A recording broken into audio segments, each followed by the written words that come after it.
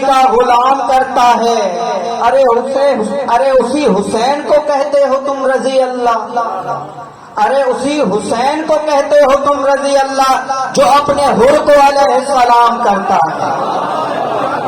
ہمسہ مجالس عذاب سلسلہ شہادت بیماری کربلا امام زین العابدین علیہ السلام زیر اہتمام انجمن سپاہی قائم آل محمد ٹنڈو جام جی بی مجلس عزا کتاب جلائے نہایت ادب احترام سا ملتمس ہیں قبلہ علامہ اسد رضا جوہری صاحب جن ساتھ وچن اچھی مجلس عزا کے خطاب کرنا بر محمد و آل محمد بلندتر صلوات.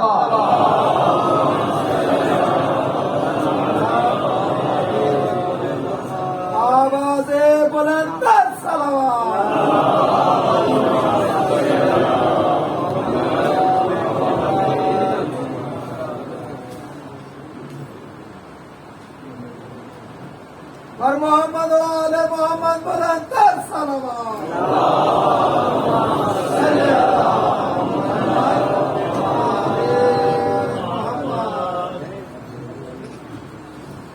محمد و آل محمد بلندتر صلوات.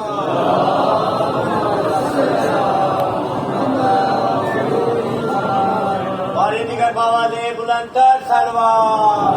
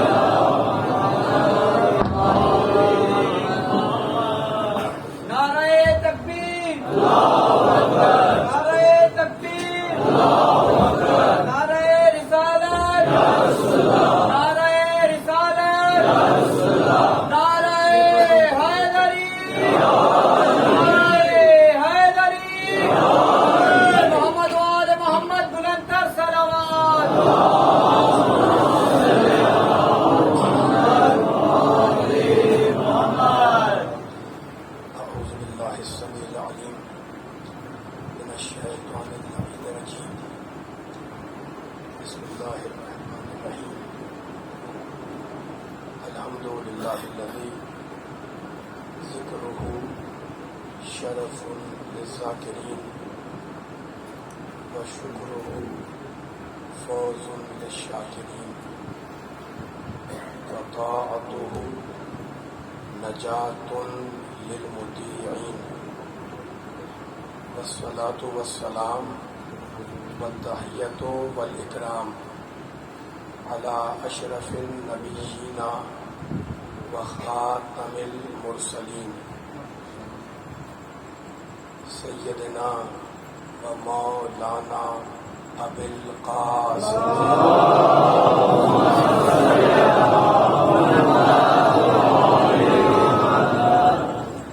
واہل بیتہ الطیبین الطاہرین المعصومین المظلومین.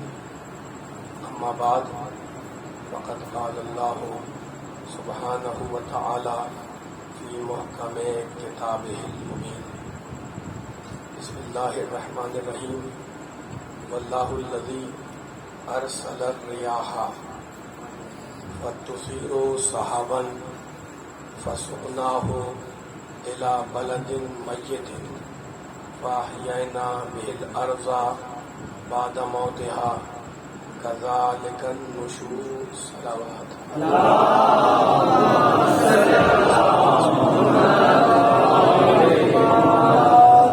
اس سے بھی بلند صلوات پڑھیں محمد والی چھوڑ دیا ایک مرتبہ مل کے سارے بلند ترین صلوات پڑھیں محمد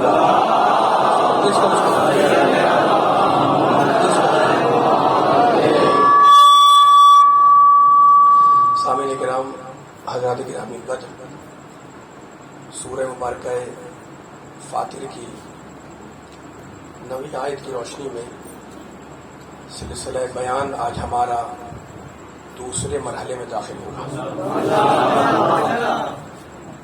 چند جملوں میں آپ کے سامنے کل کی مجلس کی تلخیص کر دو. آواز تیز رکھیں گے تو آپ تیز رکھیں آواز کو. کل بھی میں نے کہا تھا آواز صحیح نہیں ہو رہی. آج بھی بلندترین صلوات پڑھیں محمد والے محمد.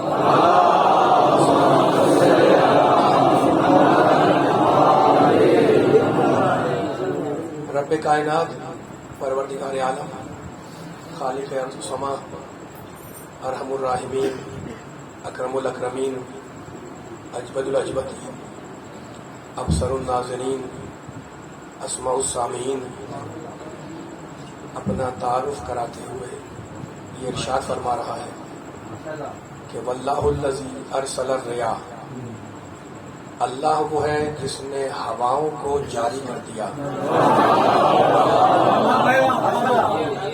اللہ وہ ہے جس نے ہواؤں کو بھیج دیا.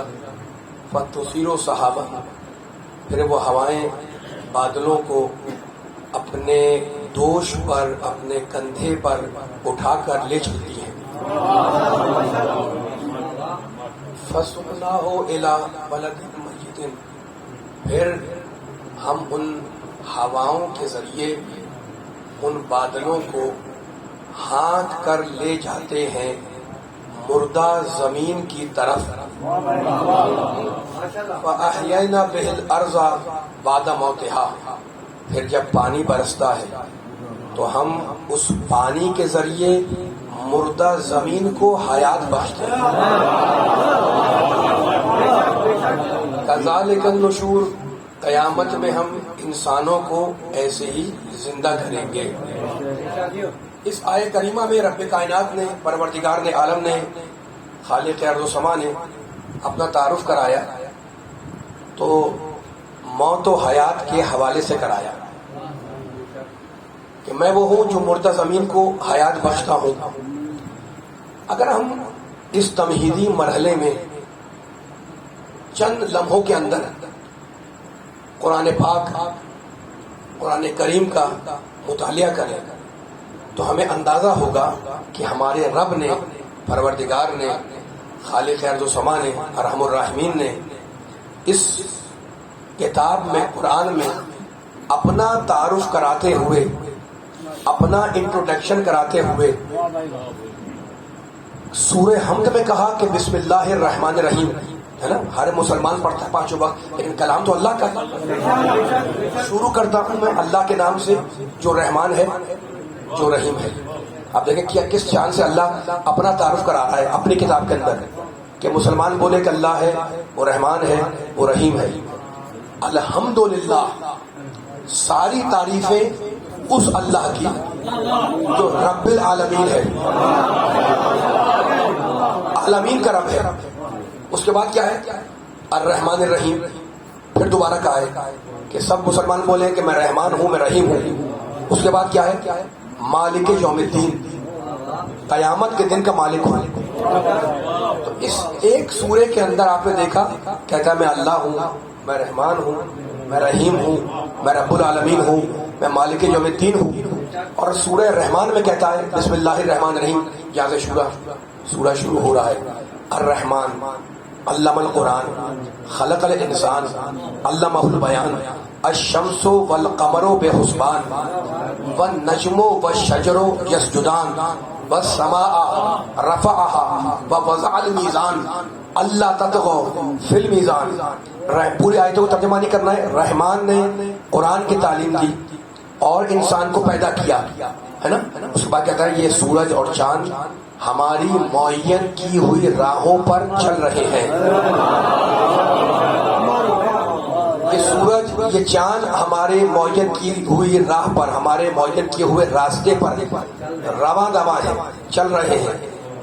اس کے بعد کہتا ہے یہ نجم، ستارہ مجھ اللہ کو سجدہ کرتا ہے. یہ شجر، درخت مجھ اللہ کو سجدہ کرتا ہے نا.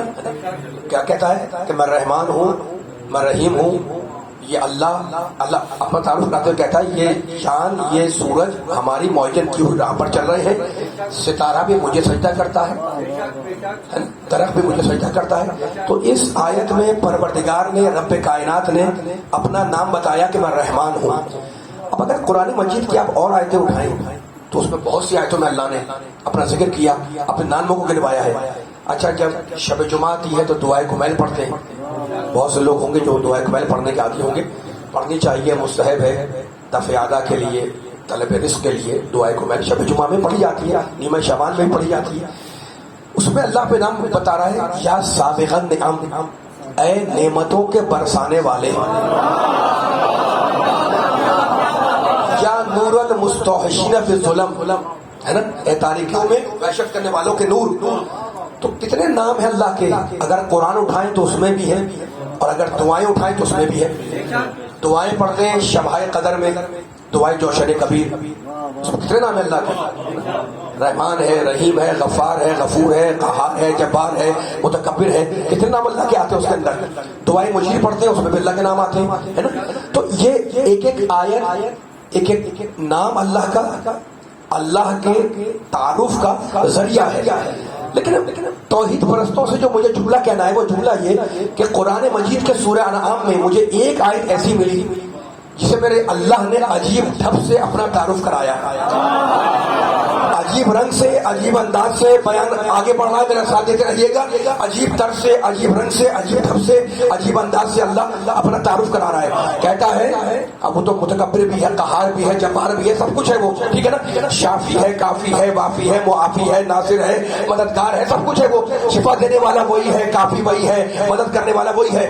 لیکن اس قرآن کی آیت میں میرے اللہ نے عجیب ڈھب سے، عجیب شان سے اپنا تعارف کرایا. کہتا ہے توجہ رہے گا، ان اللہ فالق الحب والنوا، میں اللہ وہ ہوں جو زمین کے پیٹ میں دانے کو شکافتہ کرتا ہوں. توجہ ہے سننے والوں کی، کیا آواز آ رہی ہے. کل بھی میں نے بیان کو توحید سے شروع کیا تھا، ہے نا، اور آج بھی بیان کو میں توحید سے شروع کر کے آگے لے جا رہا ہوں. بس میرا ساتھ دیتے رہیے گا. میں نے آپ کے سامنے دعائے کمیل کے جملے دہرائے، آپ کے سامنے دعائے جوشن کبیر کا ذکر کیا. وہ آپ جا کے پڑھ سکتے ہیں انشاءاللہ. برکتوں کی راتوں میں پڑھتے ہیں، عام دنوں میں پڑھ سکتے ہیں. اللہ کا ہر نام برکت والا ہے، اللہ کا ہر اسم برکت والا ہے. اس آیت میں کیا کہتا ہے، ان اللہ فالق الحب والنوا. تھوڑی سی تاخیر ہو گئی ہے ظاہر موسم کی خرابی کی باعث، تو اب بہت طویل نہیں کرنا بیان کو، لیکن جتنی دیر کے لیے حاضر ہوا ہوں پوری توجہ چاہوں گا سننے والے کی. جیسے میں پوری طاقت سے بول رہا ہوں، میرا پوری طاقت کا ساتھ دیے گا.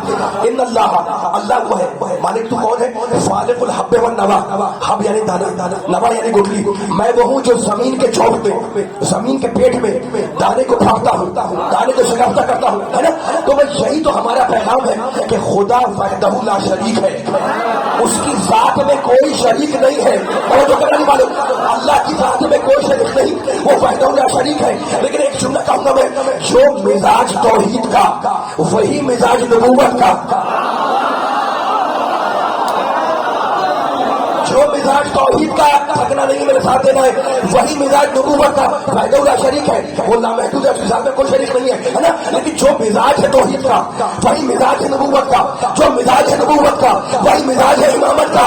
اب آپ کو حق ہے پوچھنے کا کہ میں نے کیسے کہہ دیا، تو ایک جملے میں آگے بڑھا جملے کو، جو مزاج توحید کا وہی مزاج نبوت کا، جو مزاج نبوت کا وہی مزاج امامت کا. اس نے دانے میں شکاف کیا کہ مجھے اللہ مانو، نبی نے چاند میں شکاف کیا کہ مجھے رسول مانو، علی نے دیوار میں شکاف کیا مجھے مولا مانو.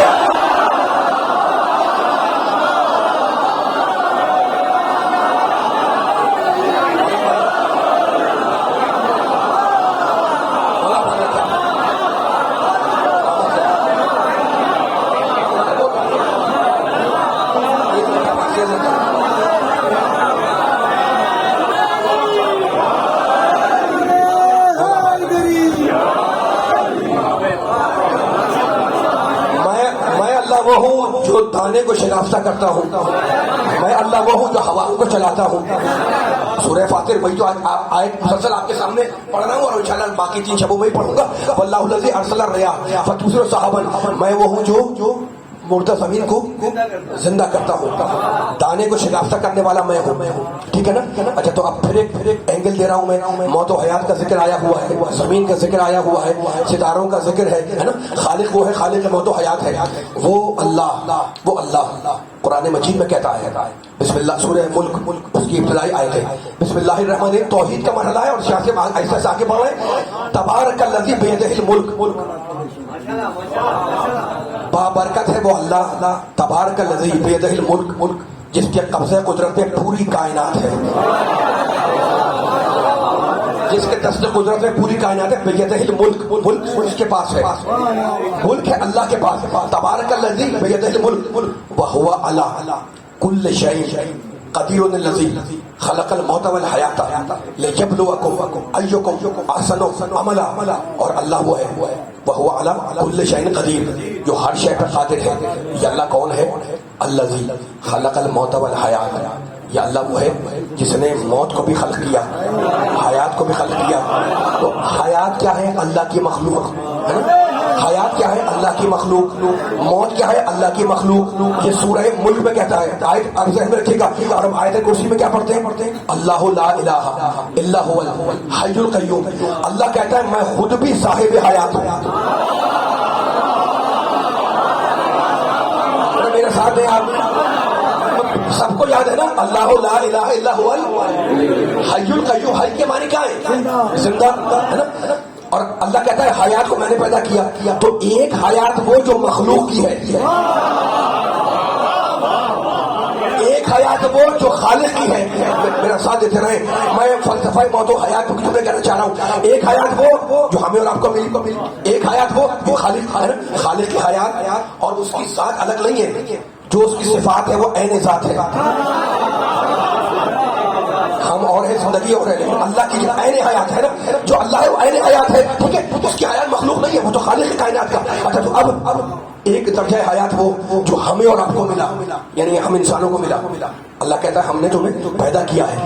بار بار قرآن میں کہتا ہے انا خلقنا الانسان من نطفۃ امشاج, ہم نے تمہیں پیدا کیا مادہ تخلیق سے. ایک جملہ کہنا چاہ رہا ہوں میں سننے والوں کے سامنے. ہم پیدا ہوئے, اللہ پیدا کرنے والا ہے نا. سورہ مبارکہ نحل 16واں سورہ ہے. اب اس کی میں ایک آیت پڑھ رہا ہوں. بسم اللہ الرحمن الرحیم من عمل صالحا من ذکر و انثى وهو مؤمن فلنحيينه حیاتا طیبہ ولنجزینهم اجرهم بأحسن ما كانوا يعملون. اللہ کہتا ہے جو بھی اچھا عمل بجا لائے, کیا کریم ہے اللہ, کہتا ہے جو بھی اچھا عمل کرے من ذکر و انثى, چاہے مرد ہو یا عورت, وہ مومن, لیکن شرط یہ ہے کہ با ایمان ہو.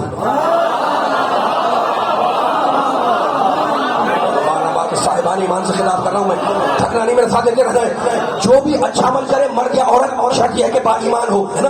تو ہم کیا کریں گے؟ کیا آیت دیکھیے گا سورہ نحل, فلنحيينه حیاتا طیبہ. تو ایسے انسان کو ہم مرنے نہیں دیں گے, پاکیزہ زندگی کے ساتھ زندہ رکھیں گے. آ جائے میرے ساتھ, آ جائے تاکہ فیصلہ ہو جائے. وَلَنَجْزِيَنَّهُمْ أَجْرَهُمْ بِأَحْسَنِ مَا كَانُوا يَعْمَلُونَ, اور اسے وہ اجر عطا کریں گے جو اس کے عمل سے کہیں زیادہ بہتر ہوگا. ہم عطا کریں گے, ہے نا. کون عطا کرے گا؟ اللہ. کسے عطا کرے گا؟ مومن کو جو اچھا عمل کرے. میرے ساتھ دیتے رہیے گا. دوسری تقریر ہے, آپ کے ذہن آمادہ ہے تو جملہ کیا ہوگا, تقریر میں مزہ نہیں آتا. تو اللہ کہتا ہے کہ میں تمہیں حیات دینے والا, ٹھیک ہے نا, زندہ کرنے والا اللہ, زندہ کرنے والا اللہ, ہمیں پیدا کرنے والا اللہ, ہمیں زندگی دینے والا اللہ, ہمیں حیات دینے والا اللہ. اچھا تو اب میں پھر قرآن کی آیت پڑھ رہا ہوں, اور قرآن کی آیت سورہ نحل کی آیت ہے. اب ابھی بارش ہوئی ہے, اب سنیے گا آیت کیا ہے. اللہ کیا کہہ رہا ہے؟ واللہ انزل من السماء ماء, اللہ وہ ہے جس نے آسمان سے پانی برسا کر زمین کو زندہ کر دیا. اپنے احسانات کو جتلاتے ہوئے ارشاد کر رہا ہے مالک کائنات رب العالمین عظیم الاحسان, اپنے احسانات کو بتا رہا ہے کہ میں کون ہوں. واللہ انزل من السماء ماء, میں وہ جس نے آسمان سے پانی کو برسایا. پھر کیا کیا مالک تو نے؟ کہتا ہے فاحیا بہ الارض بعد موتها. آیت ترجمہ لا کے دیکھیں. پھر میں نے پانی برسا کر مردہ زمین کو زندہ کر دیا, ہے نا. کس کو زندہ کیا؟ مردہ زمین کو. تو ہم سمجھ رہے تھے کہ فقط ہم زندہ ہوتے ہیں,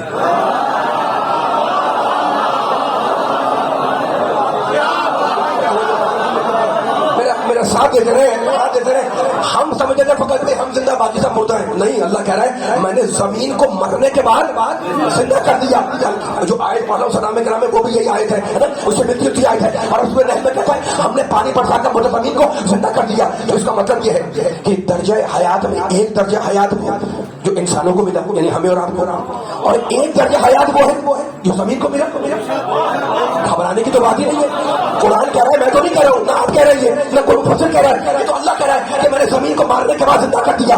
تو اصول پر یہ ہے کہ زمین مرتی بھی ہے, زمین زندہ بھی ہوتی ہے. اب قرآن سے پوچھے کہ زمین مردہ تھی تو کیا تھی, زندہ ہوئی تو کیا ہوئی.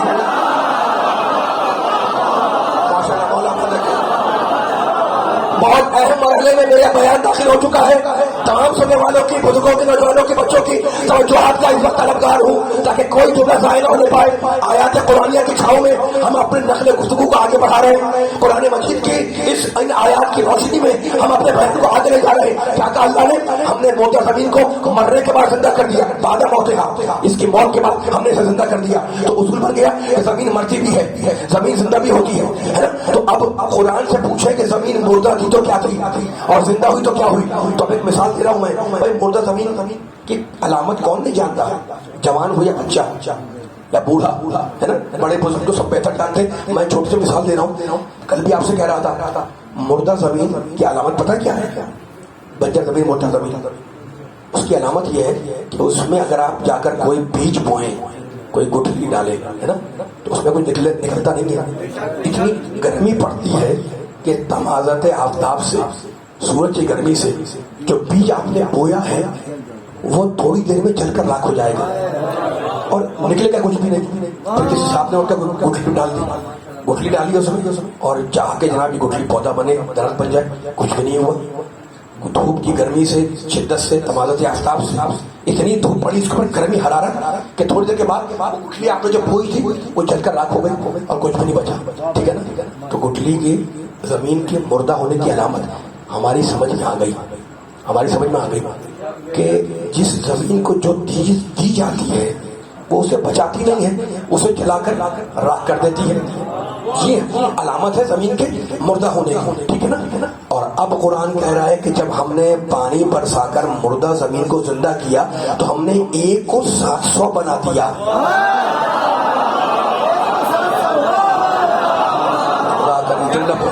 یہ جملہ پہنچ جائے سننے والوں تک.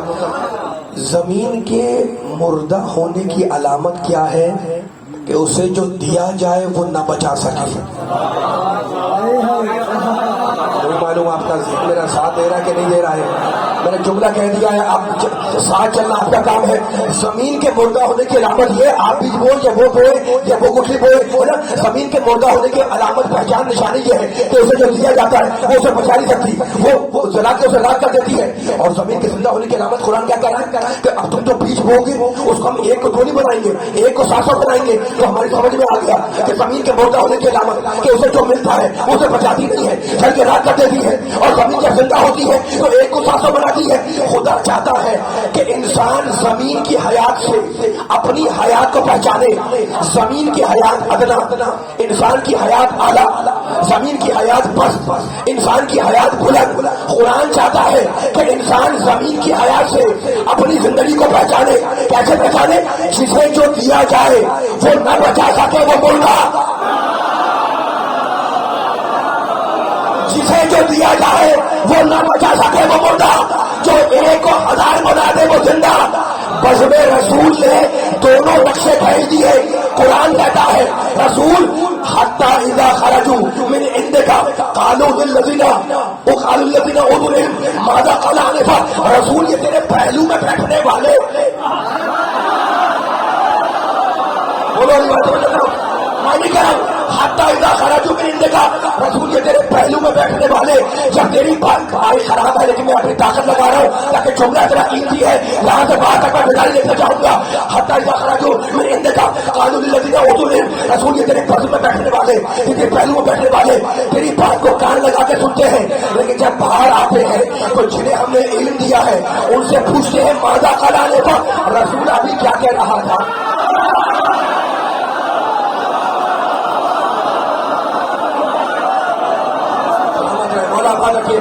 اتنا منجا بیٹھا ہوا ہے. مولا سلامت رکھے, مولا آباد رکھے آپ کو. ذرا میرے جملے کو ساتھ دے تاکہ فیصلہ ہو جائے.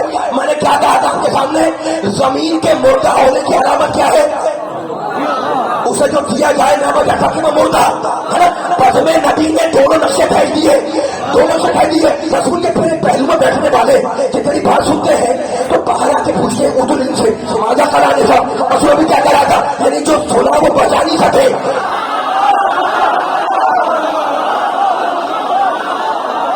مولا مالک میں قرآن کا پتہ سنا رہا ہوں. جو تیرے پہلو میں بیٹھنے والے باہر آ کے کہتے ہیں رسول ابھی کیا کہہ رہا تھا, جنہیں ہم نے علم دیا ہے ان سے پوچھتے ہیں مادہ کرانے کا. ابھی رسول کیا کہہ رہا تھا, یعنی جو سنا وہ سن کے بھول گئے. تو جب سن کے بھول تو بس میں رسول سے دو آواز آ رہی ہے. ایک ہے امت کی آواز کہ رسول کیا کہہ رہا تھا, اور ایک ہے علی کی آواز کہ رسول نے مجھے 1000 باب تعلیم کیے اور ہر باب سے میں نے 1000 باب نکالے. جو سن کے بھول جائے وہ مردہ, جو ایک کو 1000 بنائے وہ زندہ.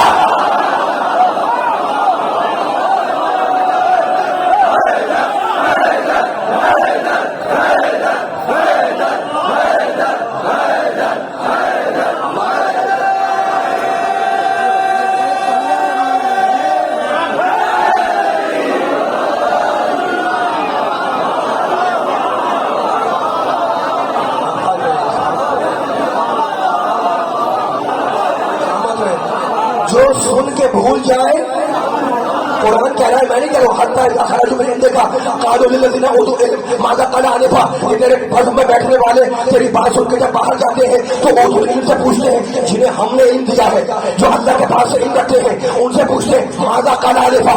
رسول ابھی کیا کہہ رہا تھا, جو سن کے بھول جائے وہ مردہ. اور میرے علی کی آواز بس میں رسول سے کہ رسول نے مجھے 1000 باب تعلیم کیے اور ہر باب سے میں نے 1000 باب نکالے. تو فیصلہ ہو گیا نا, جو سن کے بھول جائے وہ مردہ, جو ایک کو 1000 بنائے وہ زندہ. میرا علی ہے زندہ, میرا علی ہے زندہ. اب پوچھو علی والوں سے ہے کوئی دنیا کا زندہ جو علی کے مقابلے پر آئے؟ تو جب زندہ علی کا مقابلہ نہ کر سکے تو مردے کو علی کا مقابلہ.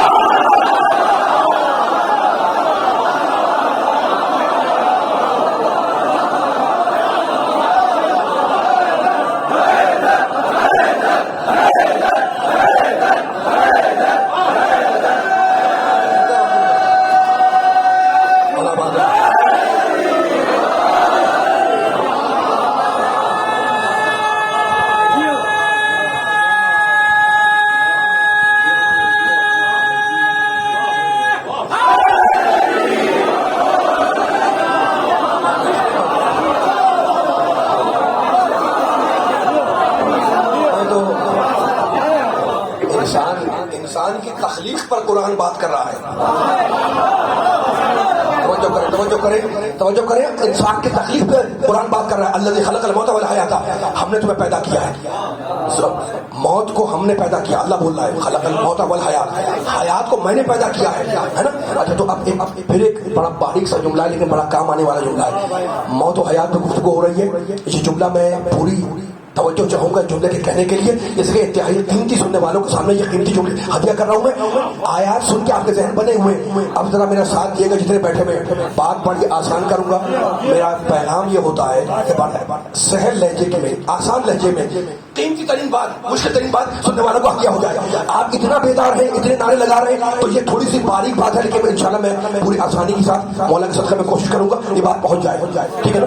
اب ذکر آیا ہوا انسان کی خلقت کا, پیدا کرنے والا وہ ہے, مارنے والا بھی وہ ہے, زندگی دینے والا وہ, موت دینے والا وہ.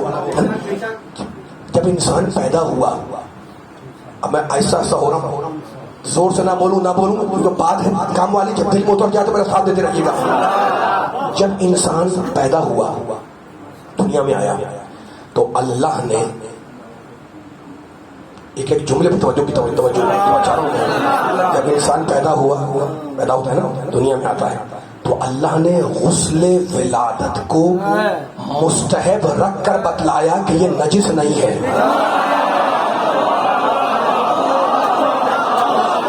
میں آپ تک پہنچوں, میں اپنے سننے والوں تک پہنچنا چاہ رہا ہوں, جن کو دیکھ رہا ہوں جن کو نہیں دیکھ پا رہا ہوں, ان جملوں سے میں آپ سے قریب ہو رہا ہوں, میرے ساتھ دیے گا. اللہ نے غسل ولادت کو, غسل مولود کو مستحب رکھ کے بتلایا کہ بچہ نجس نہیں ہے.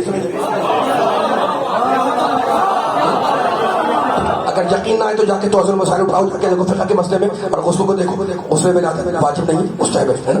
تو مجھے کہنے دو کہ مرنے کے بعد کا غسل واجب ہے، پیدائش کے وقت کا غسل مستحب ہے نا. اس سے اتنا تو معلوم ہو گیا ہمارے بڑی باریک منزل ہے جسے ہمیں خطیبانہ بار گزرنا ہے انشاءاللہ گزروانے والے صدقے میں. اس سے ہمیں اتنا تو معلوم ہو گیا کہ چاہے مرنے کے بعد انسان نجس ہو جائے لیکن پیدائش کے وقت نجس نہیں ہوتا. اگر نجس ہوتا تو غسل واجب ہوتا.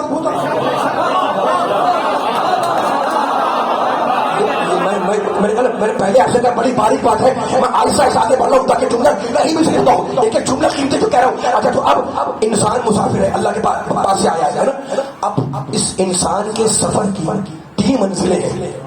یہ 3 منزلیں اگر میں نے بیان کر دی نا لطف لوگ انشاءاللہ. اتنا مشکل قیمتی جملہ میں آسان مثال لے کر رہا ہوں. انسان کے سفر کی 3، انسان مسافر ہے، انسان کے سفر کی 3 منزلیں ہیں ہے نا. اب 3 منزلیں کون سی ہیں؟ پہلی منزل ہے صلب پدر، باپ کے صلب میں تھا. دوسری منزل ہے رحم مادر، ماں کے شکم میں آیا. تیسری منزل ہے یہ دنیا، اس دنیا میں آیا. یہ تینوں منزلیں اگر آپ نے ذہن میں رکھنی ہے، پہلے کہا کہ توجہ رکھیں جملے کے اوپر، توجہ کریں. لیکن یہ جملہ سلپ ہو جائے گا، میں کوئی جملہ کرنے کے ممبر بیٹھا ہوا ہوں. یہ 3 اگر آپ نے منزلیں ذہن میں رکھ لی تو یہ بہت اہم جملہ سننے والے کو ہدیہ ہو جائے گا. کیا بولا میں نے؟ 3 منزلیں اس انسان جو مسافر ہے اس کی.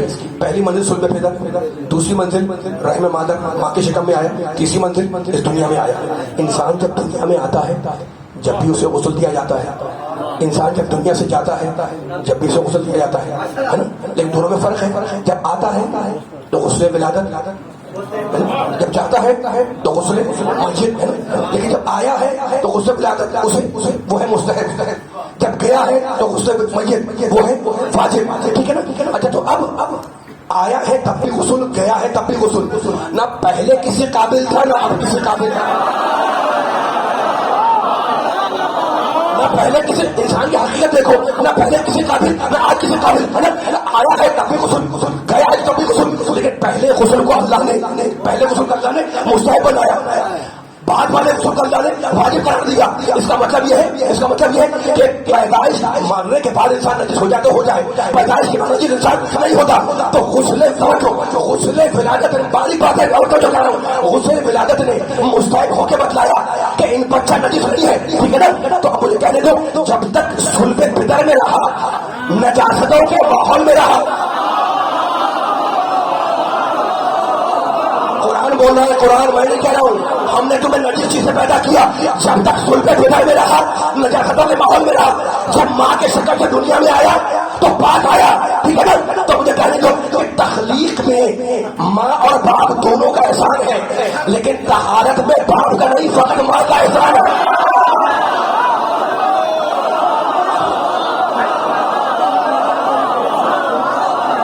آ جائے مل کے آ جائے، فیصلہ ہوگا. کہاں تک پڑے آپ نے؟ میں دیکھ رہا ہوں بڑے بیٹھے بیٹھے ہوئے. اب جملہ سنیے گا، یہ تمیز باندھنا ہے جملے کے لیے. ٹھیک ہے نا. تخلیق میں ماں اور باپ دونوں کا احسان ہے، لیکن طہارت میں باپ کا نہیں، فقط ماں کا احسان ہے. ٹھیک ہے. اچھا جی اب اگر ایک مسئلہ ہو جائے پھر آگے بڑھ جائے گی. یہ ماں باپ ہے کون؟ مرد اور عورت. اللہ نے تخلیق میں ماں اور باپ دونوں سے کام لیا، لیکن طہارت میں اللہ نے مرد سے نہیں عورت سے کام لیا ہے نا. یعنی مزاج زن میں، عورت کے مزاج میں اللہ نے کوئی ایسا نظام طہارت رکھا ہے کہ جب طہارت کا کام لیتا ہے تو عورت ہی کو ذریعہ بناتا ہے. جملہ پہنچ جائے. پروردگار نے مزاج زن میں کوئی ایسا نظام رکھا ہے کہ جب طہارت کا کام لیتا ہے تو عورت ہی کو ذریعہ بناتا ہے. ہماری تخلیق میں جب طہارت کا کام لیا تو عورت کو ذریعہ بنایا. اور اللہ والوں جنہیں بنایا ہی بات تھا، جب ان کی طہارت کا اعلان کیا تو باہر کسی مرد کا نہیں عورت کو واسطہ بنایا. ان فاطمہ پر جگہ پہ آ کے فاطمہ ہوا.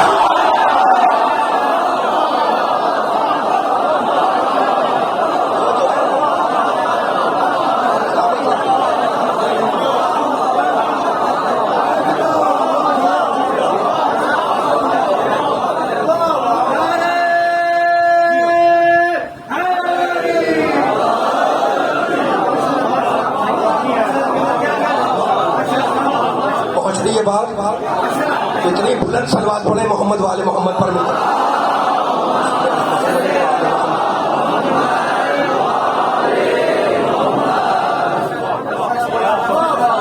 یہ جملہ یاد رکھنے کے قابل تھا یا نہیں تھا؟ اگر تھا کہ نہیں ہے تو میں جملے آگے بڑھاؤں. اب یہاں تک بات آ گئی تو ایک جملہ سنتے جاؤ. فکر پھر بڑھ رہی ہے اور فکر مربوط ہے، دائیں بائیں نہیں جا رہا ہوں. اگر یہ جملہ اپنے ذہن میں رکھ لیا، بار بار تکرار نہیں کروں گا تو مطلب آگے کیا ہوتے والوں کو تب سناؤ زمانے کو جملہ میں کیا کہہ رہا ہوں، ہے نا. سجدہ کے ماننے والے بیٹھے ہوئے. اچھا تو جس کے ذریعے اللہ نے انسان کو طیب و طاہر بنایا، اسے اللہ نے ایک جملہ کہنا چاہ رہا ہوں میں، جس کے ذریعے اللہ نے انسان کو طیب و طاہر بنایا، اسے اللہ نے ماں کا نام دیا. اسے نہ بہن کہا نہ بیٹی. میں جملہ کہہ گیا ہوں، آپ میرا ساتھ دے. جملہ میں نے کہہ دیا. اللہ نے جس کے ذریعے سوچ رہا ہے میرا ساتھ دے رہا، سوچو لیکن فکر کے ساتھ ساتھ آگے بڑھو. اللہ نے جس کے ذریعے طہارت کا کام لیا، اسے نہ بہن کہا نہ اسے بیٹی کہا، اسے ماں کا نام دیا. اسے ماں کا ہے نا. تو یہ وہ ہستی جسے اللہ نے ماں کا نام دیا. پھر کہہ رہا ہوں، زور دے رہا ہوں، اسے نہ بہن کہتا ہے، اسے نہ بیٹی کہتا ہے. جس کے ذریعے اللہ نے ناجس انسان کو پاک کیا، اسے اللہ نے ماں کا نام دیا. یہ وہ ہستی ہے جسے اللہ نے ماں کا نام دیا. تو اللہ جس عورت کے ذریعے طہارت کا کام لے اسے ماں بناتا ہے. تو آپ کو سمجھ میں آیا کہ پروردگار جس کے ذریعے طہارت کا کام لے اسے ماں بناتا ہے. مالک جس کے ذریعے تم نے ہماری طہارت کا کام لیا اسے ماں بنایا. تو جس کے ذریعے طہارت پنجتن کا اعلان کرے گا، جس کے ذریعے طہارت پنجتن کا اعلان کرے گا، کیا اسے ماں نہیں بنائے گا؟ کیا نہیں اسے بھی ماں بناؤں گا. لیکن انسان کے ساتھ کہ ازواج رسول کو امت کی ماں بناؤں گا اور فاطمہ کو رسول کی ماں.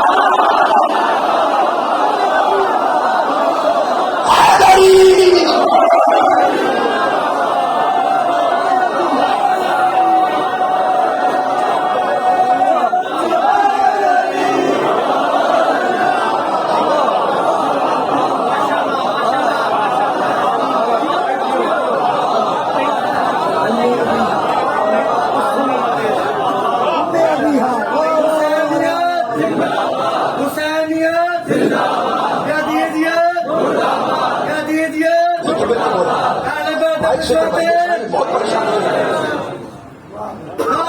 بہت پریشانی ہے. اس سے بھی بلند صلوات پڑھے محمد والے محمد.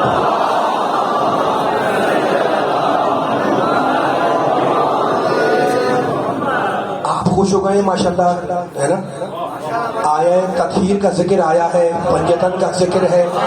پنجتن یہ مجمع بیٹھا ہوا ہے اور خوش ہو رہا ہے پنجتن کے ذکر پر، اور ماشاءاللہ خوش ہونا بھی چاہیے. لیکن ایک جملہ میں کہنا چاہ رہا ہوں، آپ تو خوش ہو جاتے ہیں پنجتن کے ذکر پر اور ہونا بھی چاہیے. فضائل سننے خوش ہوں گے، ہے نا. بہت بیان کو آگے طول نہیں دوں گا، لیکن جتنے جملے کہنے آئے ہوں وہ بڑے ایک ایک جملہ قیمتی ہے. اچھا تو خوش ہوتے ہو پنجتن کے فضائل کے اوپر، کھڑے ہو جاتے ہو، نعرہ حیدری، نعرہ تکبیر، نعرہ رسالت، یا رسول اللہ، اللہ اکبر، نعرہ حیدری، یا علی، ٹھیک ہے نا. آپ خوش ہوتے ہیں، خوش ہونا بھی چاہیے. کل بھی میں آپ سے کہہ رہا تھا، ٹھیک ہے.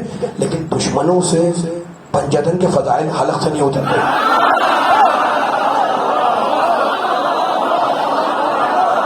ایسا ہی نہیں کہا یہ جملہ. یہ میرا ساتھ دے جہاں جہاں بیٹھے ہوئے، میں آپ کی خدمت میں حاضری دے رہا ہوں. کسی مقصد سے آیا ہوں یہاں پر، ہے نا. مولا کی بارگاہ میں تشکر اور یہ جملہ ممبر سے کہنے لگا ہوں علی کے چاہنے والوں کے سامنے. دشمنوں سے علی کے فضائل حلق سے نہیں اترتے. اور علی والوں کو جوش آتا ہے کہ جناب یہ کیسے ہیں کہ ان کے حلق سے علی کے فضائل نہیں اترتے. تو میں علی والوں سے جملہ کہوں گا ممبر سے کہ بھائی کسی کے حلق سے علی کے، فاطمہ کے، حسن کے، حسین کے، رسول کے فضائل اگر نہیں اترتے تو نہ اترے.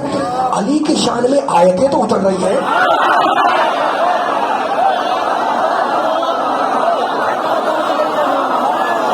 اب سنیے گا،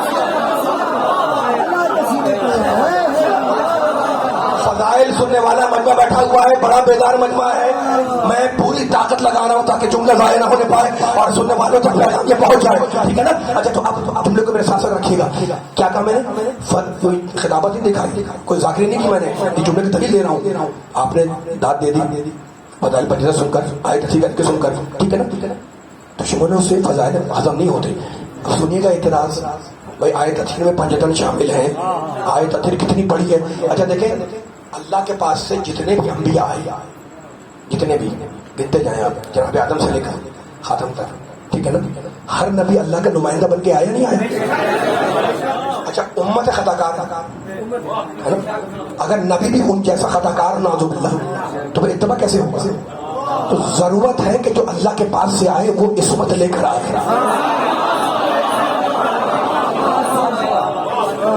مولا آباد رکھے، سلامت رکھے. آپ یہ باریک بات ہے، آپ نے بڑی بیداری سے سنیے. یہ جملہ یاد رکھنے والا ہے میرے لیے بھی آپ کے بھی، کہ اللہ کے نمائندہ اگر غیر معصوم ہوگا تو اس کے عمل پر، اس کے اتباع پر اعتبار کیسے آئے گا؟ ضروری ہے کہ اللہ جتنے بھی اپنے نمائندے بھیجے وہ سب کے سب معصوم ہو، بے خطا ہو، بے گناہ ہو، ہے نا، صاحب عصمت ہو. ٹھیک ہے. اچھا تو اب سارے انبیاء پہ سلام ہمارا، لیکن جو چہردہ معصومین ہیں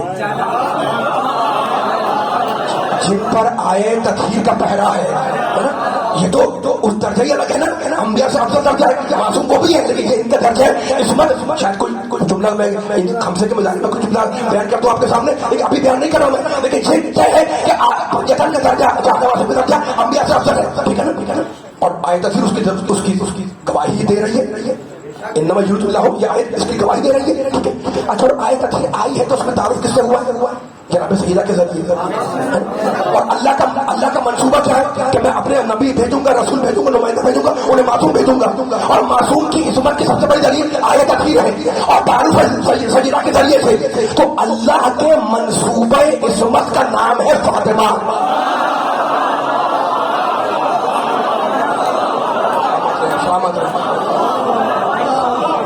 یہ جملہ یاد رکھنے والا تھا. یہ اتنی باریک بات تھی، مجھے میں نے ہمت کر کے آپ سے کہی ہے. لیکن بڑے صاحبان سے بیٹھے ہوئے من سے سنتے ہیں، میرے بزرگ بھی ہیں، بچے بھی ہیں، خود بھی ہیں، اور سب کو بات رکھے، سب کی سلامت اور نظر سے بچائے. اب وہی جملہ کہنے تھے. اعتراض کرنے والے اعتراض جانتے کیا کیا؟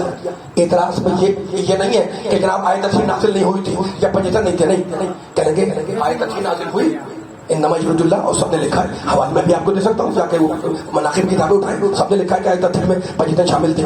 لیکن اعتراض کیا ہے؟ اتنا مجمع بیٹھا ہوا ہے کھڑا جہاں مجھے نظر نہیں آ رہا. اعتراض یہ کہ جناب چادر تو تھی ایک. میں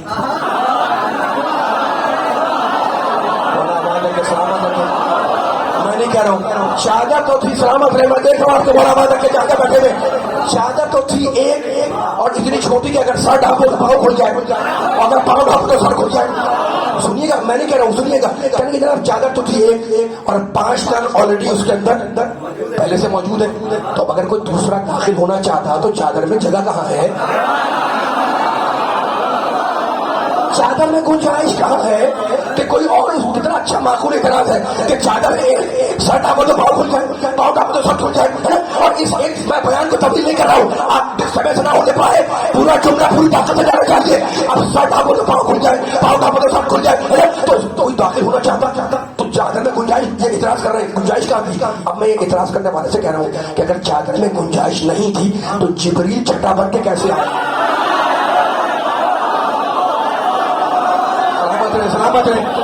سلامت ہے. جبریل کے آنے نے بتا دیا.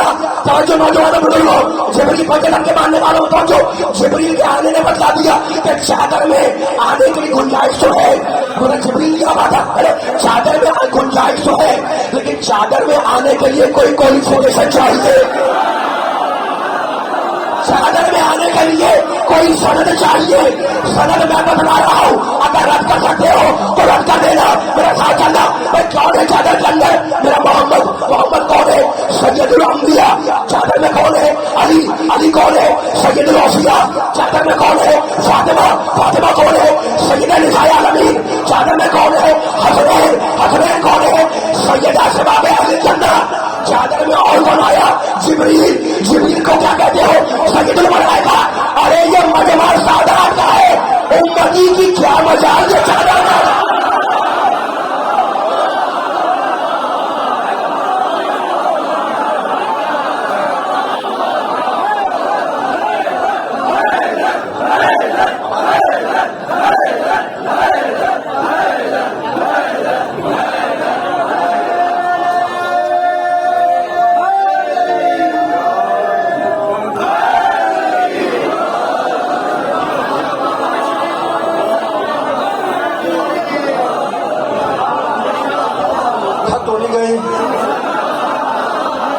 پیچھے والے بول رہے ہیں اگر آپ تھک گئے تو بات ختم ہو جائے. اچھا تو اب ذکر آ گیا ہے، آپ نعرے بہت لگا لیا آپ نے، لیکن اب یہ بھی جملہ جو ہے وہ قیمتی ہے جو آپ کو ہدیہ کر رہا ہوں.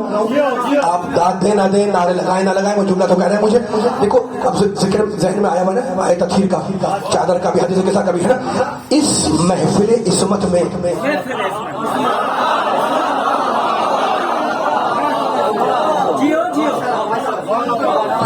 خاموش ہو کر سننا ہے. کل گفتگو ہوگی، مجھے مسائل بھی پڑھنا، لیکن ذکر آ گیا تفصیل کا. اس محفل عصمت میں ہے نا، مرکز دائرہ عصمت ہے سیدہ. وہ چہردہ معصومین آئے تطہیر میں شامل ہیں. زبان چل جائے مر جائے آدمی اگر انکار کر دے، ٹھیک ہے نا. چہردہ معصومین آئے تطہیر میں شامل ہیں. اور جب سنیے گا، اور جب نازل ہوئی تو پنجتن پاک تو موجود تھے. یہ سب ٹھیک ہے، یہ سب ٹھیک ہے، لیکن آیت تطہیر ہے بنام فاطمہ.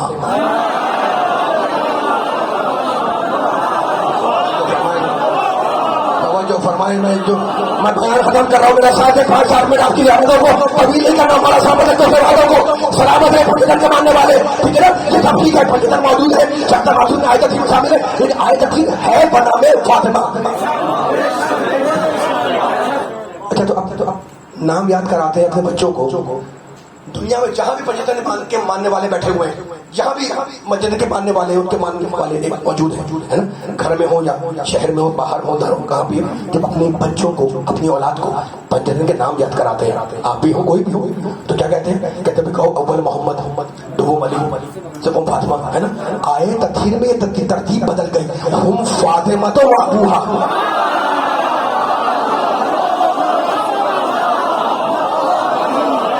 مولا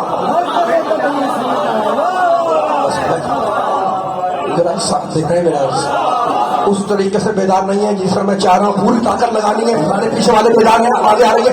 یہ سامنے والے پوری طاقت سے میرا ساتھ دیں، پوری طاقت سے میرا ساتھ دیں، تاکہ جملہ ظاہر نہ ہونے پائے. دائیں بائیں آگے پیچھے دیکھیں گے تو جملہ ظاہر ہو جائے گا، اور کسی کو گھوڑے کے مسائل کہتا ہوں میں. لیکن جب آپ سے وعدہ کیا کہ جملے بیان کرنے آئے تطہیر پر، تو قیمتی جملہ ہے. تو سیدہ کا لقب سمجھ میں آیا. سیدہ کو کہتے ہیں مرکز دائرہ عصمت، مرکز دائرہ عصمت کے دائرے کا مرکز.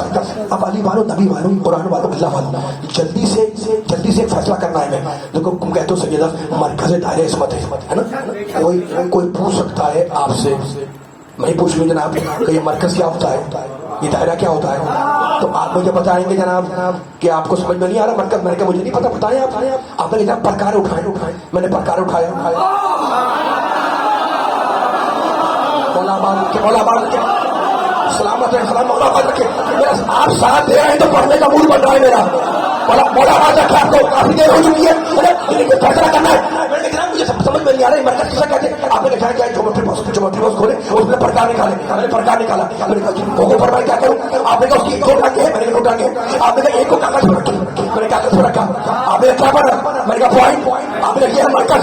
آپ نے کہا کیا کروں؟ آپ نے دوسرے کو گھمائے. میں نے گھما دیا جو آخر میں تھا، میں نے گھما دیا. اب میں نے کہا کیا بنا؟ میں نے کہا گول دائرہ. آپ نے سمجھ میں آ گیا؟ میں نے کہا بہت شکریہ. میں نے کہا وہ جو پہلی بات ہے وہ مرکز بنا. آپ نے کہا جی. میں نے کہا جو گھوما لو کیا ہے؟ آپ نے کہا دائرہ ہے. اب اگر کوئی پوچھ لے کہ دائرہ صحیح بنا ہے یا غلط، اس کی پہچان کیا ہے؟ سلامت مرکز بن گیا، دائرہ بن کے میں دیکھ رہا ہوں. آپ کی بیداری کو لیتا ہوں اور آپ آواز رکھے. میں نے کہا جناب دائرہ بن گیا، مرکز بن گیا، یہ بتائیں کہ اس کی پہچان کیا ہے؟ آپ نے کہا کس کی پہچان؟ میں نے کہا دائرہ صحیح ہے یا غلط، چھوٹا ہے یا بڑا، اس کی پہچان کیا ہے؟ آپ نے کہا مرکز سے دائرے کا فاصلہ ناپ کے دیکھو. بولو اگر ہر جگہ سے فاصلہ برابر ہو تو دائرہ ٹھیک ہے، اور نہ کہیں چھوٹا ہے کہیں بڑا ہے تو دائرہ خراب ہے. جو اصول دائرے میں ہے وہی آئے تطہیر میں ہے. وہ فاطمہ کو وہ آبوہا وہ بارہا وہ بدیہا، اس میں فاطمہ ہے، ان کے باپ ہے، ان کے شوہر ہے، ان کے بیٹے ہیں. ہر جگہ سے رشتہ ناپ لو، فاصلہ برابر ہے.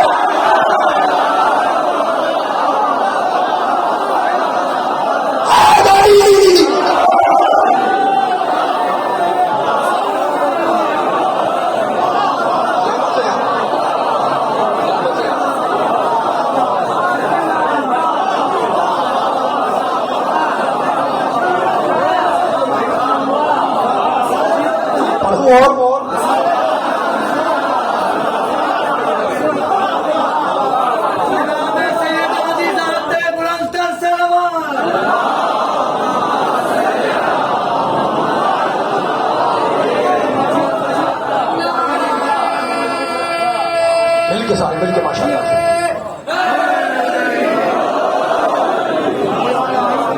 اس سے بھی بلند صلوات بات سیدہ پر.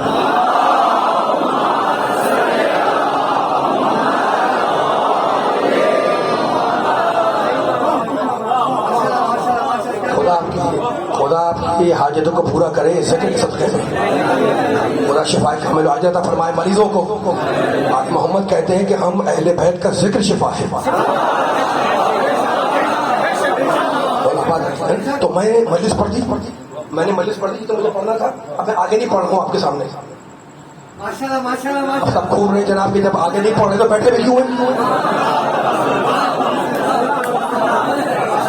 سوال آپ کر سکتے ہیں. معقول سوال ہے کہ جناب آپ کہہ رہے ہیں مجلس پڑھ چکا ہوں میں تو میرے پہ بیٹھے کیا کر رہے ہیں؟ تو اب میں عرض کروں گا جواب میں کہ میں اب فضائل نہیں سنا رہا. اب میں فضائل کی فضیلت میں ایک جملہ سنا رہا ہوں.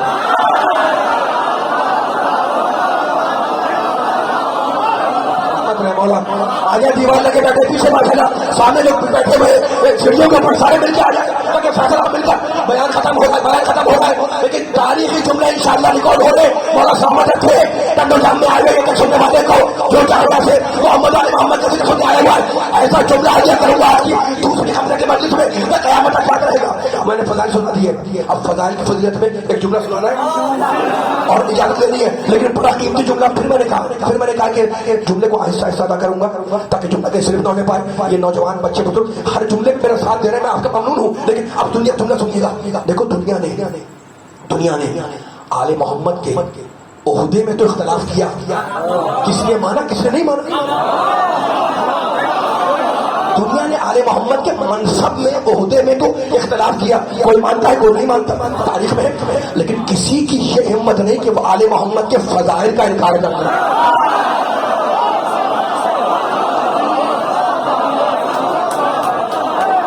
اس لیے کہ فضائل وہ ہیں جو یہاں والے بھی مانتے ہیں. بولتے ہیں نا. اب آپ کے حوالے کر دیے جملے میں نے. فضائل وہ ہیں جسے یہاں والے بھی مانتے ہیں وہاں والے بھی مانتے ہیں. ٹھیک ہے نا. تو اختلاف ہمیشہ عہدے میں رہا. روز اول سے عہدے میں رہا منصب میں رہا. لیکن فضائل میں اختلاف نہیں رہا. فضائل ادھر والے مانتے ادھر والے مانتے. تو مجھے کہنے تو کہ جو منصب کو نہیں مانتا عہدے کو نہیں مانتا وہ مسلمان تو ہے مومن نہیں بن سکتا. لیکن جو فضائل کا منکر ہے وہ نہ مسلمان ہے نہ مومن.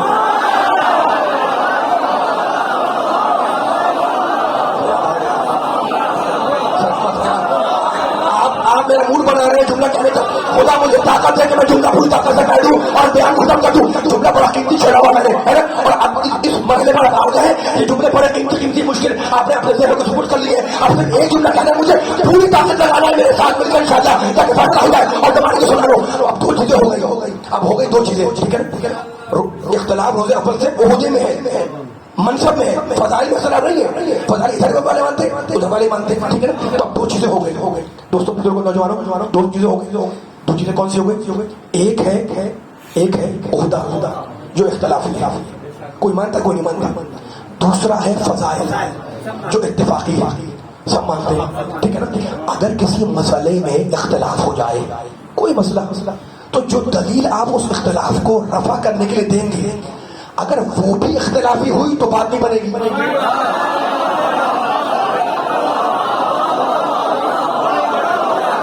میں گزر رہا ہوں آپ میرا ساتھ دے تو مزہ آئے گا. کوئی کسی مسئلے میں اختلاف ہوگا کسی دوست سے آپ کے اب بحث ہو رہی ہے وہ یہ کہہ رہا ہے آپ یہ کہہ رہے ہیں وہ یہ آرگومنٹس پیش کر رہا ہے آپ یہ آرگومنٹس پیش کر رہے ہیں. تو اگر آپ نے دلیل بھی اختلافی دے دی تو بات نہیں بنے گی. یہ بھی اختلاف کی بات وہ بھی اختلاف کی بات آگے بڑھتے رہے گی ہے نا. تو اصول کیا بنے گا؟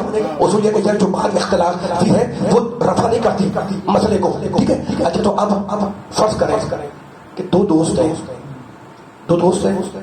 اور دونوں کو آپ نہیں مانتے نہ اس کو نہ اس کو اور مجھ سے آپ نے پوچھ لیا بڑا قیمتی جملہ ہے انشاءاللہ یہ مثال یاد رکھیے گا کہ جناب فلاں صاحب عالم ہے یا نہیں ہے.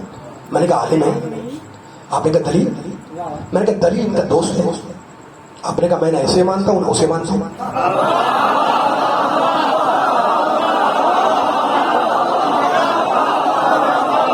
خدا ان آوازوں کو سلامت رکھے, خدا آپ کے ہاتھوں کو بلند رکھے. علی بلند ہے, علی کے ماننے والے ان کے ہاتھ بلند رہے. مولا نے آواز آ کے سلامت رکھے. میرا جملہ پوری طاقت آنا چاہیے, مجھے آواز آنی چاہیے آخری آدمی تک, ٹھیک ہے نا. تو میں نے کہا جناب دو دوست ہیں, آپ نے کہا دونوں کو نہیں مانتا, تو دلیل آپ نے پوچھا کہ جناب یہ آپ کہہ رہے ہیں کہ فلاں عالم. میں نے کہا میرے نزدیک عالم ہے. آپ نے کہا دلیل کیا آپ کے پاس؟ میں نے کہا اس کا دوست. آپ نے میں نے ایسے مانتا ہوں اسے مانتا ہوں. اب اتنے میں بات ہو رہی تھی, ایک دم ایک صاحب مجمع میں آ گئے ایسے جنہیں سب مانتے تھے. ان سے پوچھا جناب کہ یہ عالم ہے یا نہیں؟ اس نے بالکل عالم ہے. اب کسی کی ہمت نہیں کہ انکار کر دے, اس لیے اس نے کہہ دیا کہ اتفاقی ہے. ماشاءاللہ مولا آباد کا جملہ مکمل ہو گیا آخری آدمی تک.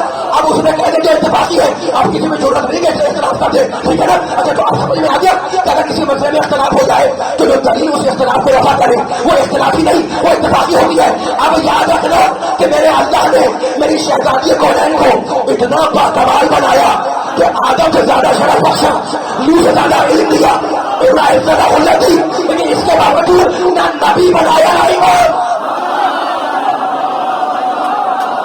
میرے اللہ نے میری شہزادی کو اتنا باکمال بنایا کہ انبیاء سے زیادہ علم دیا, انبیاء سے زیادہ باپٹائل بنایا, لیکن اس کے باوجود نہ نبی بنایا نہ امام. کیوں؟ اس کے نبوت اور امامت دونوں عہدے ہیں, اور عہدے ہر دور میں اختلافی رہے. عہدے ہر دور میں اختلافی رہے. کسی نے آدم کو مانا, کسی نے نہیں مانا, کسی نے نوح کو مانا, کسی نے نہیں مانا, کسی نے ابراہیم کو مانا, کسی نے نہیں مانا, کسی نے محمد کو مانا, کسی نے نہیں مانا. اللہ نے طے کیا کہ اگر سب کو عہدے دار بناؤں گا تو جب کسی کے عہدے کا اختلاف ہوگا تو میں دلیل میں کسے لاؤں گا. اس لیے ایک خاتون کو عہدے سے ہٹا کر اتفاقی بنایا کہ اگر مباہلے میں جائے تو نبی کے کام آئے, جانے والی کے کام آئے.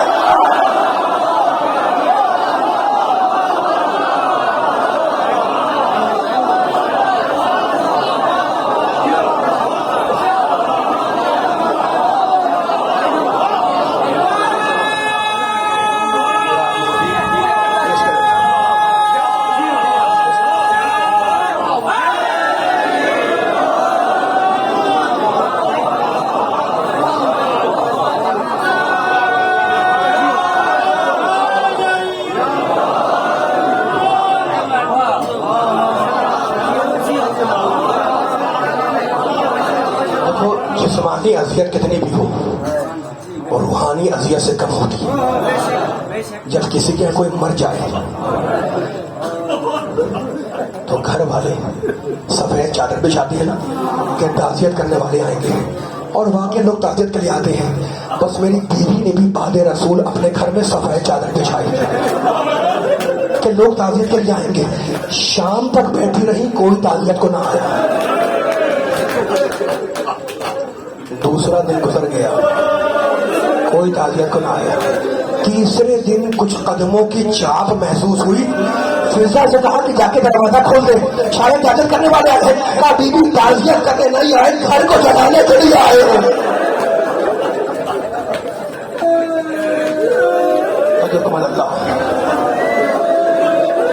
دیکھو تم رو رہے ہو بیوی کے مسائل سن کر, اور بیوی کے ہی جملے پر مسائل جس کو ختم ہونا ہے, لیکن کربلا کے راستے سے ہوتے ہوئے جانا ہے. حسین کے پاس کربلا میں دو چیزیں تھیں, ایک امامت, ایک خون. امامت میراث محمد, خون میراث ابو طالب. حسین نے کربلا کی جنگ امامت سے نہیں اپنے خون سے جیتی ہے. کربلا کے میدان میں ابو طالب کے خاندان کے 18 جوان شہید ہوئے, اور 11 محرم کو جو بیویاں خاندان ابو طالب کی اسیر ہوئیں ان کی تعداد 40 سے زیادہ ہے. رو رہے ہیں آپ, خدا آپ کے پرسے کو قبول فرمائے. اور وہ بچے جو ابو طالب کے خاندان کے قیدی بنائے گئے ان کی تعداد 60 سے زیادہ ہے. 18 جوان, 40 سے زیادہ بیویاں, 64 بچے, 60 سے زیادہ بچے. لیکن میں کیسے پڑھوں کہ جب قافلہ لٹ کر مدینے آیا تو بیویوں کی گود میں کل 5 بچے تھے.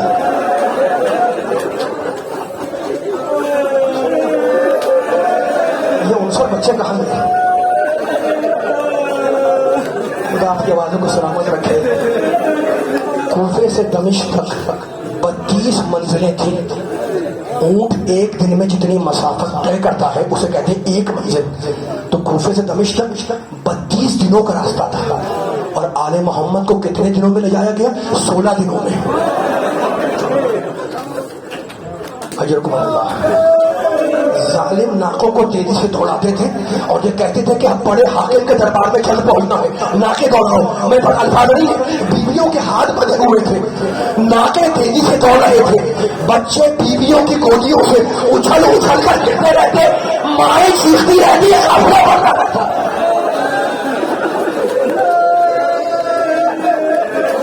کوفے سے شام تک خدا والوں آل محمد کے خاندان کے کتنے بچوں کی گمنام قبریں بن گئی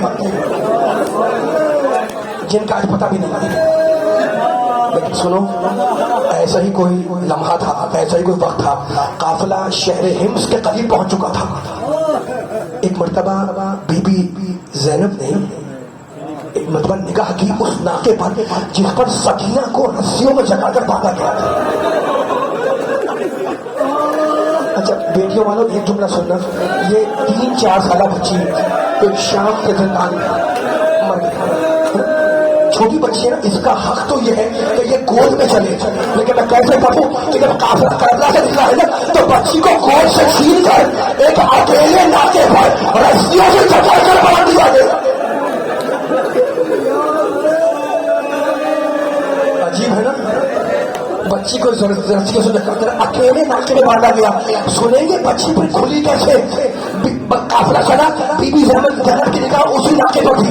ایک بار بی بی شہزادی زینب نے ناکے کی پیٹھ سے خون کے قطرے جماتے ہوئے دیکھے. بی بی نے اپنے آپ کو زمین پر گرایا اور کہا قافلہ اس وقت تک نہیں بڑھے گا جب تک کہ میری بھتیجی آزاد نہ کر دی جائے. اب جو بچی کو کھولا گیا تو سینہ بھی لہو لہان تھا، پشت لہو لہان.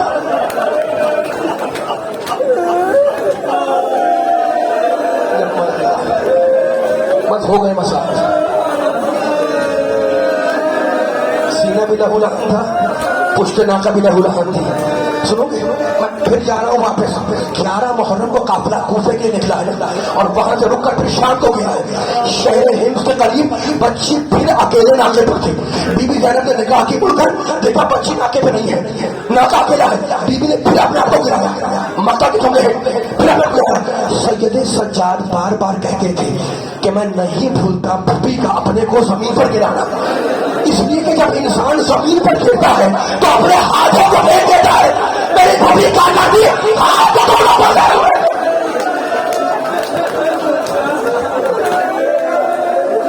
آخری جملہ،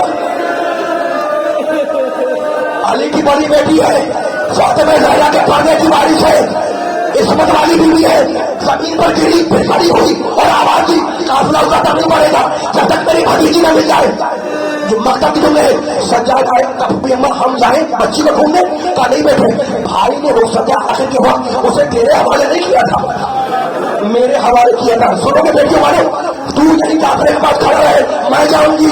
شہزادی زینب چلی، ام کلثوم چلی، آواز دیتی ہوئی چلی سکینہ سکینہ، ہماری آواز سے لبیک کہو. راوی کہتا ہے کہ میں بیویوں کے پیچھے پیچھے جا رہا تھا. اتنے میں ایک ناقہ سوار آتا نظر آیا. بیوی نے اسے روک دیا اور کہا اے شخص تو نے میری بھتیجی کو تو نہیں دیکھا؟ کہا بیوی مجھے یہ تو نہیں معلوم کہ وہ آپ کی بھتیجی تھی، لیکن میں نے ایک بچی کو ناکے سے گرنے ہوا دیکھا. سنیں گے ناکہ سوار کی جملہ میرے پر چھوڑا ہوا ہے، خدا کے وعدے سامنے رکھے. بیوی میں نے ایک بچی کو ناکے سے زمین پر گرتے ہوئے دیکھا اور چونکہ وہ بچی منہ کے بل آئی تھی اس کی ناک سے خون بہ رہا تھا، اس کی ناک سے خون بہ رہا تھا. بتا تو نے کہاں دیکھا؟ اس نے اشارہ کیا. شہزادی آوازیں بھی چلی سکینہ سکینہ، اگر ہماری آواز سنو تو لبیک کہو. مغرب کے قریب کا وقت تھا. ایک چھوٹی پہاڑی کے دامن میں ایک سیاہ پوش بیوی سکینہ کو اپنی گود میں لیے بیٹھی تھی. شہزادی دوڑتی ہوئی گئی، بچی کو اپنی گود میں لیا اور کہا بیوی آپ کا بڑا شکریہ، یہ میرے مرحوم بھائی کی نشانی ہے، آپ نے میرے مرحوم بھائی کی نشانی کی مدد کی. میری پر اتنی التجا ہے کہ چہرے کے نقاب الٹ گئے کہ میں اپنی موجودہ کی تیاری کر